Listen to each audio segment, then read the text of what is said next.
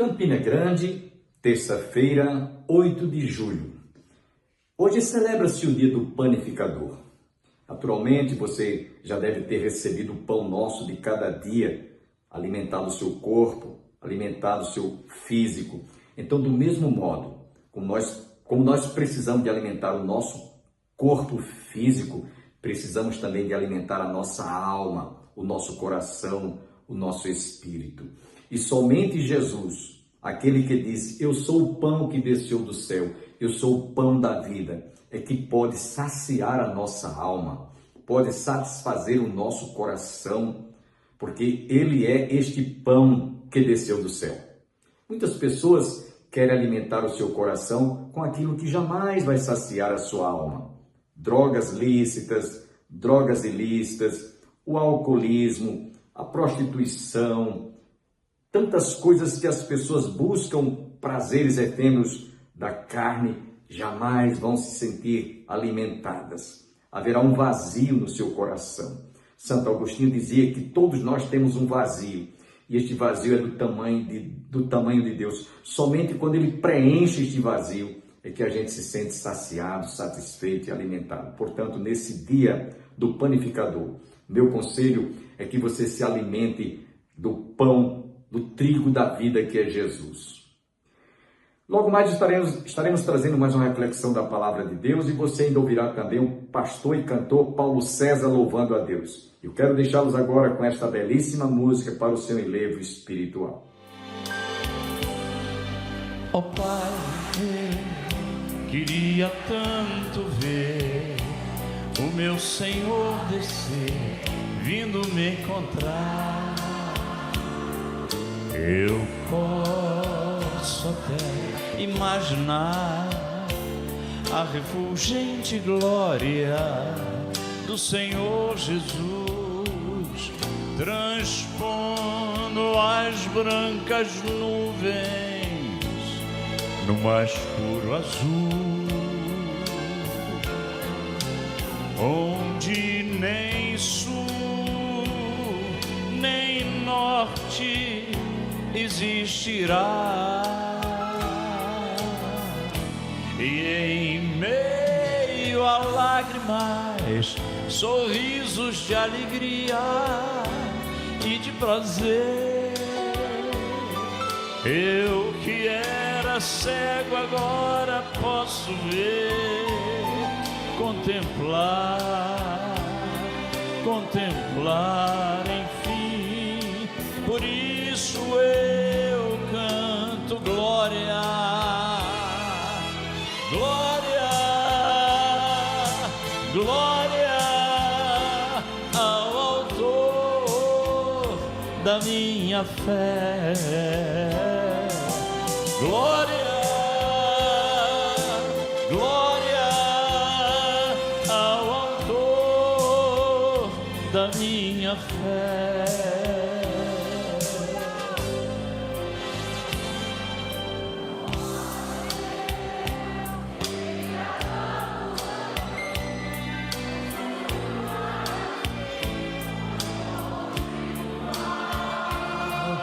Rever amigos que um dia em Cristo foram feitos meus irmãos, e agora sim podemos dar as mãos,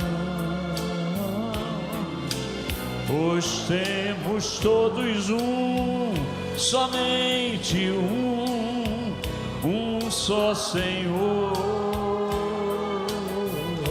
e eis o consolo que envolve a minha vida, o meu Senhor Jesus, que foi morto sim naquela cruz, voltará enfim. Por isso eu canto glória, glória, glória ao autor da minha fé. glória, glória ao autor da minha fé.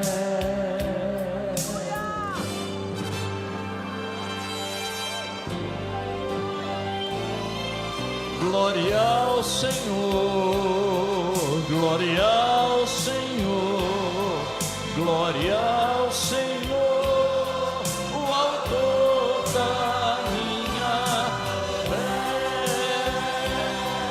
Glória ao Senhor, glória ao Senhor, o autor da minha fé. Glória ao Senhor, glória ao Senhor, o autor da minha fé.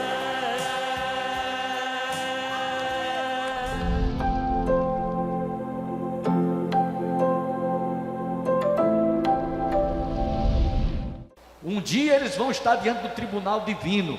Um dia eles vão prestar contas. A quem muito lhe é dado, muito lhe será exigido, e aquele a quem muito lhe é dado, muito lhe será cobrado. É isso que nos diz a palavra de Deus. Então essa metáfora, essa linguagem figurativa tem muito a ver com o juízo de Deus. O juízo de Deus. As argolas amarradas com cordas nas narinas e fisgados como anzol. Vocês conhecem um ditado que diz assim: quando a pessoa não vem por amor, vem pela dor. Não é verdade? Quando não vem por amor, vem pela dor. Então eles tiveram muitas chances, muitas oportunidades de ouvir a palavra, de se arrependerem e de realmente se sentirem contritos e quebrantados e se converterem e saírem daquela vida que eles estavam vivendo de muita exploração. Mas eles deram ouvido de mercador. Então diz: agora vocês vão pagar, vocês vão ser levados para a Síria, presos, vão ser conduzidos, puxados por cordas nas argolas, e também como peixe fisgados pelas vossas narinas. Isso aconteceu, irmão, naqueles dias. No versículo 2: jurou o Senhor Deus pela sua santidade, que dias estão para vir sobre vós, em que vos levarão com anzóis e as vossas restantes como fisga de pesca. Ninguém pense que Deus não está vendo. Ninguém se iluda, ninguém se engane que Deus não está enxergando. Ninguém pense que Deus não está nem aí. Ele está realmente deixando que esses indivíduos vivam de tal maneira que um dia, quando eles forem prestar contas, eles não terão sequer de que desculpar-se do erro cometido. É bom, meus irmãos, a gente lembrar que essa linguagem irônica, comparativa que Deus faz, é para mostrar que ninguém, mas ninguém mesmo, faz nada oculto ou escondido de Deus. Aquilo que os homens fazem às ocultas ou escondido, diz a palavra de Deus, vos será declarado em pleno dia. Nada é encoberto que não venha a ser revelado, nem oculto que não seja descoberto. Então vai um dia, tudo vai estar às claras, e ninguém vai ter desculpas diante de Deus. Certo. Então é bom que nós, diante desse estudo, não fiquemos achando que o Brasil está aí nessa situação, nosso país, os nossos representantes, nossos políticos estão realmente fazendo muita coisa errada, como se coisa que um dia eles não fossem prestar contas. Vão sim. Um dia eles vão estar diante do tribunal divino. Não é um tribunal de justiça não, aqui da terra, que muitas vezes julga as causas com parcialidade. O juízo de Deus é imparcial, Ele é um juiz imparcial. Amém? No versículo 3, para concluir, ele diz: saireis cada um em frente de si pelas brechas e vos lançareis para o Hermon, diz o Senhor. Na linguagem de hoje diz assim: vocês serão arrancados de suas belas casas, de vossos palácios e mansões, e serão empurrados para fora da cidade pela brecha mais próxima das muralhas. o Senhor falou. Foi o Senhor que disse isso. Essa expressão aqui também é uma linguagem figurativa, ou seja, eles seriam empurrados até o Monte Hermon. O Monte Hermon é um dos montes mais altos de Israel. São 2.814 metros. Eu sonho um dia ir escalar ou subir esse monte. Já fui várias vezes a Israel e todas as vezes eu pedi que colocasse na excursão subir ao Monte Hermon. É lá onde está as geleiras de Israel, descendo para o Rio Jordão e vai até o Mar da Galileia e desemboca lá no Mar Morto. E esse monte, aquela região do estado de Israel. Agora, de lá vocês vão descer para a Síria e vocês vão ser escravos lá. É essa a linguagem figurativa. Esse é o sentido dessa expressão que ele diz aqui: saireis cada um em frente de si pelas brechas e vos lançareis para o Hermon, disse o Senhor. Em outras palavras, meus irmãos, vocês serão empurrados até o Monte Hermon e lá vocês serão levados para a Síria e vocês serão escravos. Enquanto as mulheres viviam num verdadeiro apogeu e os pobres viviam em miséria, eles também se encontrariam em situação semelhante. Eles exploraram, agora eles seriam explorados. Enquanto moravam em mansões, o povo não tinha, enquanto eles moravam em mansões, em palácios, o povo não tinha onde morar. O povo estava vivendo realmente numa situação de muita miséria. E aí o Senhor diz aqui, nesse versículo, no versículo 2, ele jurou o Senhor Deus. Se você analisar direitinho, Deus não tem alguém que esteja além dele, que ele precise de fazer um juramento. Mas quando diz jurei, o Senhor jurou o Senhor Deus pela sua santidade, ele está dizendo assim: eu estou falando algo que ninguém, mas ninguém fora de mim vai poder deixar que isso não se cumpra. Assim jurou o Senhor. O povo precisava realmente de conhecer a Deus, mas havia uma soberba no coração do povo. E aliás, nós encontramos isso, o Senhor falando, né, que lá no mesmo livro de Amós, capítulo 6, versículo 8, escutem o que é que o Senhor disse: jurou o Senhor Deus por si mesmo, o Senhor Deus dos exércitos, e disse: abomino a soberba de Jacó, ou Israel, e odeio os seus castelos, e abandonarei cidade e tudo que nela há. Recentemente foi feita uma descoberta arqueológica em Samaria. Eles descobriram lá resquícios, pedaços de marfim, porque a casa desses príncipes, juntamente com as suas esposas, eram revestidos de marfim. Eles viviam numa luxúria, eles viviam num conforto sem precedentes, enquanto que o povo lá na miséria. E como o Senhor falou que iria tirar eles dessa casa, vós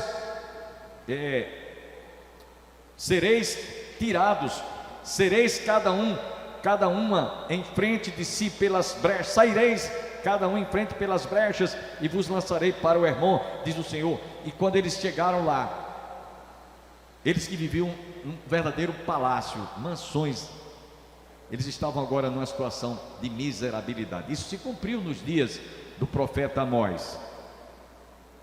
Lembremos-nos que o Senhor, Deus dos exércitos, Ele mesmo foi quem disse: abomino a soberba de Jacó e odeio os seus castelos, e abandonarei a cidade e tudo que nela há.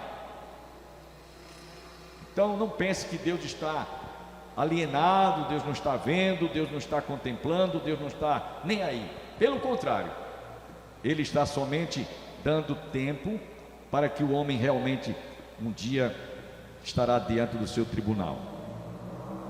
Quero dizer para os irmãos que essa expressão que o Senhor diz aqui, que eles iam sair pelas brechas, aquela cidade de Samaria e também Jerusalém, que é toda murada, quando os assírios entraram ou invadiram, tomaram invadiram e venceram a batalha, eles causaram muitas brechas, e eles saíram pelas brechas mesmo. Eles saíram pelas brechas, isso se cumpriu literalmente.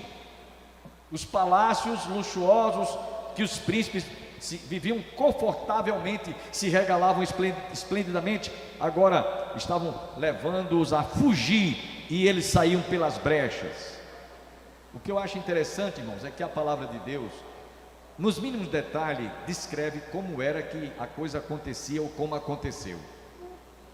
Por isso que Jesus diz: passarão os céus e a terra, mas as minhas palavras não hão de passar, não cairá nem um tio sequer. No capítulo 6, versículo 11, ele diz: pois eis que o Senhor ordena e será destroçada em ruínas a casa grande e a pequena feita em pedaços. Isso que o Senhor estava falando iria se cumprir no tempo próprio. Por isso que Jesus falou, repito: passarão os céus e a terra, mas as minhas palavras não hão de passar. Aquilo que a gente está vendo hoje, como eu citei há poucos instantes, um dia vai ter um fim, um dia vai ter um basta, um dia o juízo de Deus vai estar descendo sobre aqueles que se comportam de forma muito mundana, cheio de força, cheio de poder, como se eles fossem aqueles que eram para ser considerados fortes, grandes e poderosos. Um dia eles se tornarão pequenos, como nos diz a palavra de Deus. E eu queria, nesse momento, trazer aqui algumas lições para a nossa vida.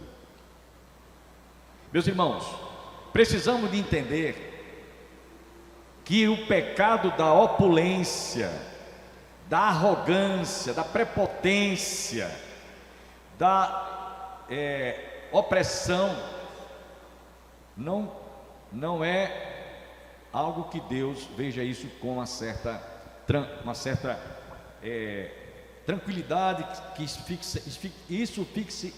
fique por isso mesmo.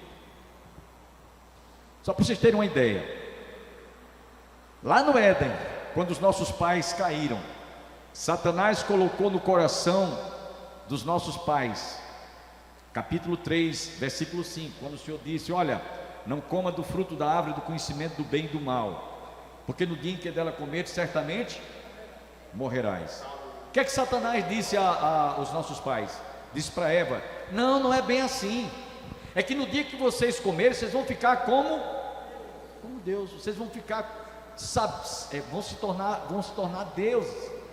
Satanás tentou fazer incutinamente no coração dos nossos pais aquilo que lá no livro de Ezequiel, no capítulo 28, versículos 1 e 2, ele descreve: veio a mim a palavra do Senhor dizendo: filho do homem, dize ao príncipe de Tiro, assim diz o Senhor Deus, visto que se eleva o teu coração e diz: eu sou Deus, sobre a cadeira de Deus me assento no coração dos mares, e não passas de homem, e não és Deus, ainda que estimas o teu coração como se fora o coração de Deus.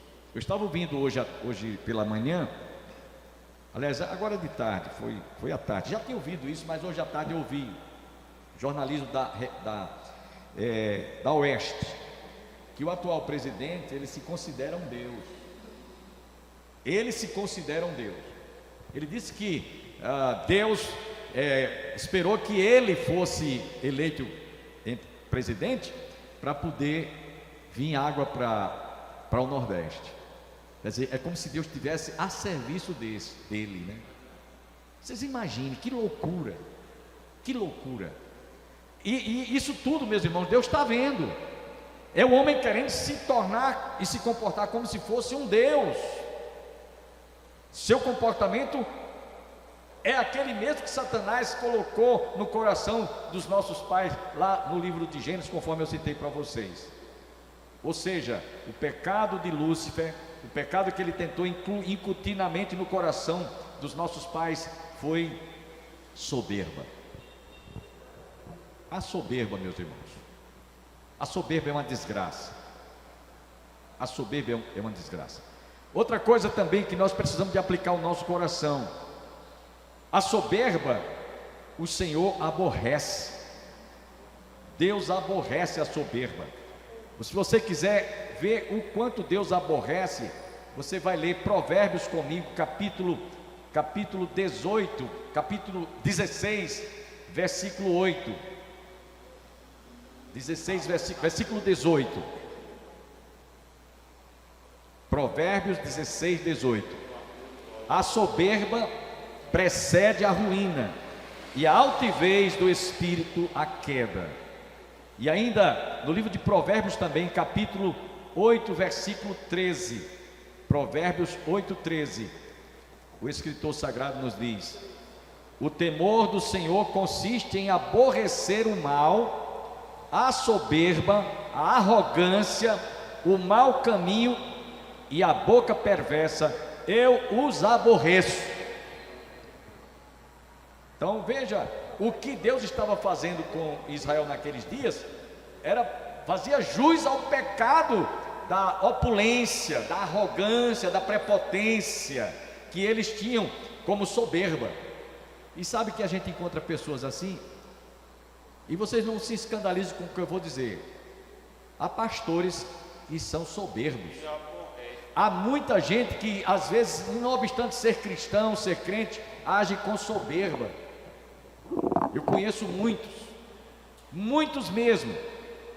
Portanto, essa exortação é para aqueles que precisam realmente de ver que Deus aborrece a soberba. Outra coisa também que nós precisamos de aplicar ao nosso coração: Deus resiste aos soberbos. Ele resiste. Lá no livro de Tiago, no capítulo 4, versículo 6, nós encontramos Tiago dizendo: antes ele dá maior graça, pelo que diz: Deus resiste aos soberbos, mas dá graça aos humildes. Amém? Resiste aos soberbos, mas dá graça aos humildes. Por isso que João Batista, que foi precursor do Senhor Jesus, quando se aproximou dele, apontando para Jesus, disse: eis o Cordeiro de Deus que tira o pecado do mundo. Campina Grande nesses dias está realizando o maior São João do mundo, mas não conhece a mensagem de João 3,16, porque Deus amou o mundo de tal maneira que deu seu Filho unigênito para que todo aquele que nele crê não pereça, mas tenha vida eterna. Não conhece a expressão de João: convém que ele cresça e que eu diminua. Essa festa que está se celebrando lá no Parque do Povo, ela tem a finalidade de exaltar, de fazer uma oblação a João Batista, e ele não aceitaria jamais esse... Por favor, preste atenção.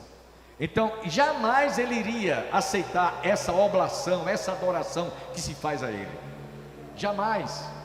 Então, Deus resiste aos soberbos.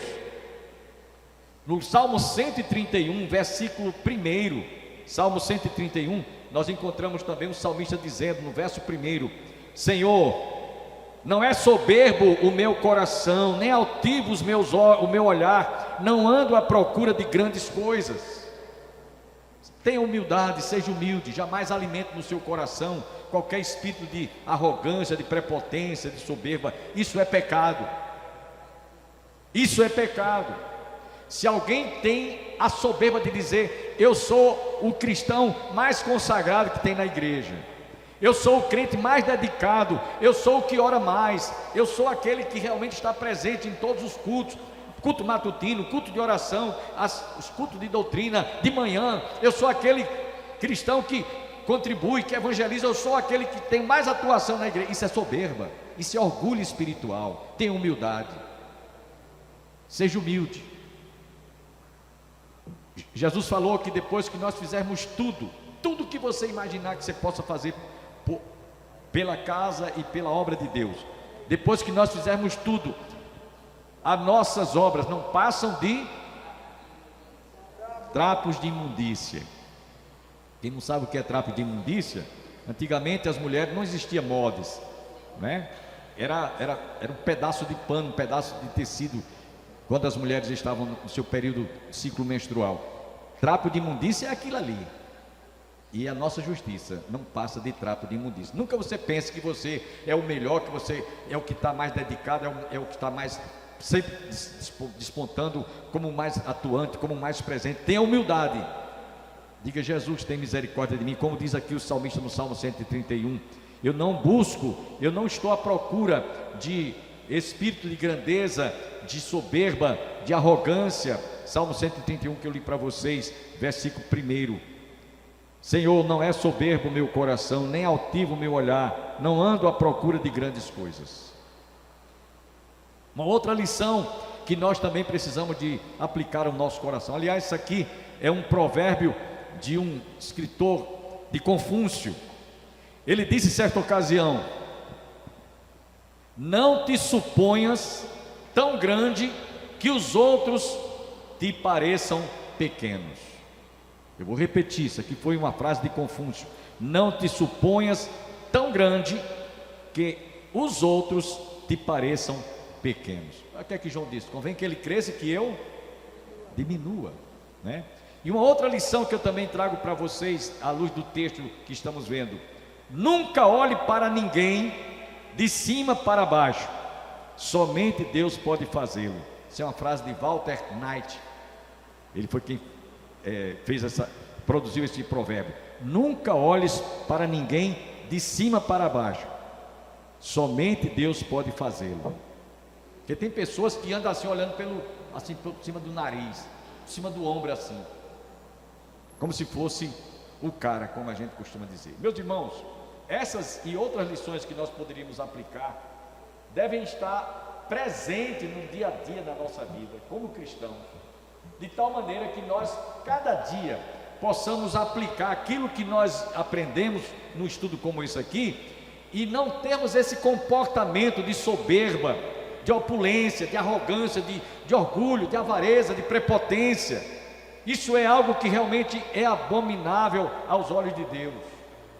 Tenhamos humildade, aprendamos com Jesus que disse: aprendei de mim que sou manso e humilde de coração, e achareis descanso para as vossas almas, porque o meu jugo é suave e o meu fardo é leve. Meus irmãos, concluindo esse estudo, enquanto eu estava preparando hoje, eu pedi a Deus muita misericórdia. Senhor, tem misericórdia de mim, tem misericórdia de mim. E eu fiz essa oração porque eu me sinto com uma responsabilidade tão grande, imensuravelmente grande. Eu estou até exagerando aqui, porque o povo espera que você realmente seja exemplo. O rebanho espera que você seja modelo. Aquilo que nós falamos aqui no púlpito deve ser não apenas pregado, mas vivido. E sabe quem são as pessoas, as primeiras a fazer a leitura daquilo que você é ou que você deixa de ser? A família, a esposa, o marido, o pai, a mãe, os filhos, são os primeiros a fazer essa leitura. Ele prega aquilo que vive, ou ele não vive aquilo que prega. Então, saiamos hoje daqui da casa do Senhor dizendo: Senhor, eu estava fazendo essa oração, Senhor, tem misericórdia de mim, que eu me sinto com uma responsabilidade tão grande sobre os meus ombros, de ser cobrado, de ser realmente modelo, de ser exemplo. E muitas vezes, meus irmãos, nós falhamos porque desobedecemos a palavra de Deus. Eu quero agradecer a você, internauta, telespectador que esteve conosco. Desejo a todos um dia abençoado, que todos recebam as bênçãos do Pai, do Filho e do Espírito Santo. E até o nosso próximo programa, se Deus quiser.